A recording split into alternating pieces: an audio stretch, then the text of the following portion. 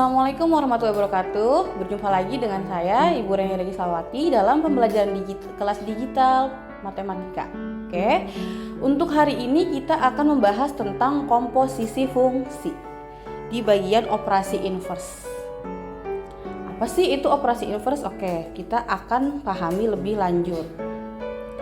Sebelum kita menentukan jawaban atau contoh-contoh soal, kita harus pahami dulu menentukan suatu fungsi inverse dari suatu fungsi. Di sini ada gambarnya yang bisa kalian lihat, dan apa saja sih yang harus kita lakukan terhadap 3 tahapan untuk menentukan fungsi inverse. Antara lain yang pertama adalah ubahlah bentuk y sama dengan fx menjadi bentuk x sama dengan fy.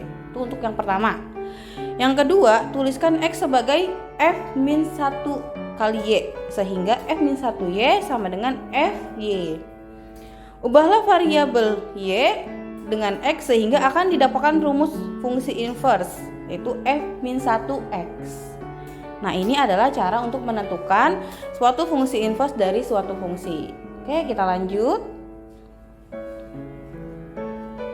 Di sini ada rumus khusus fungsi inverse. Oke, kalian bisa perhatikan dalam tabel ini ada rumus-rumus yang memang harus kalian pahami terlebih dahulu sebelum kalian mengerjakan soal. Karena yang sering Ibu bilang, matematika itu sifatnya bukan dihafal tapi dipahami. Di sini ada rumus fungsi asalnya dan rumus inverse.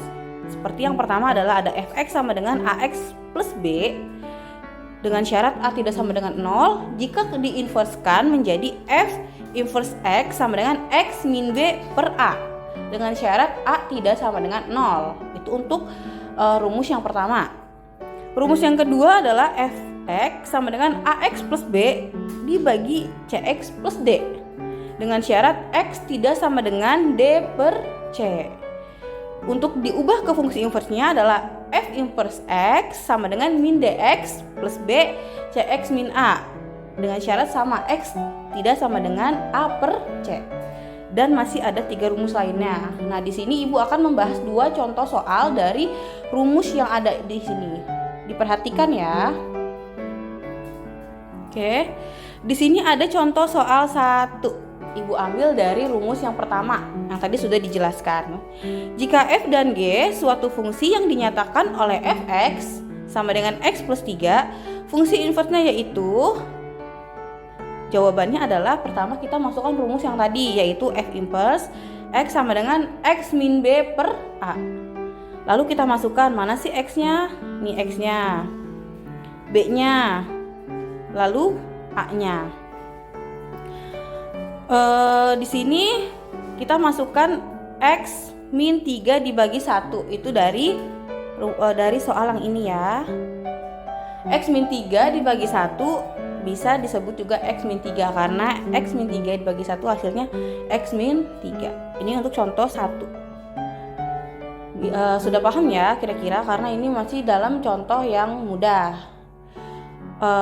Kalau sudah paham, kita lanjut ke contoh yang kedua, yaitu tentukan inverse dari fungsi fx sama dengan 4x min 2 dibagi x plus 1. Yang seperti biasa kita perhatikan contoh soalnya, lalu kita jawab.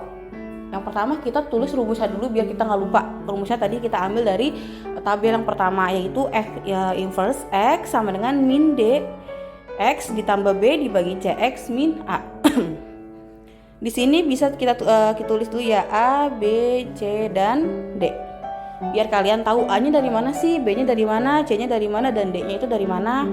Nah, setelah ini baru kita masukkan ke rumus soalnya. Di sini min dx, berarti D-nya berapa? 1. Jadi min x. Kenapa kok ditulisnya x doang sih, Bu? Nggak ada satunya? Karena kalau di sini kalau 1 itu tidak perlu ditulis. Dan di sini ada plus B. B-nya itu min 2, makanya di sini tandanya itu berubah. Dirumuskan plus, di sini min. Jadi min 2 karena apa? Karena di soalnya itu min 2, makanya kita tulis min x min 2 bukan plus. Ingat, kalau di sini tandanya salah semua. Oke, lanjut. Dibagi cx. Mana sih c-nya?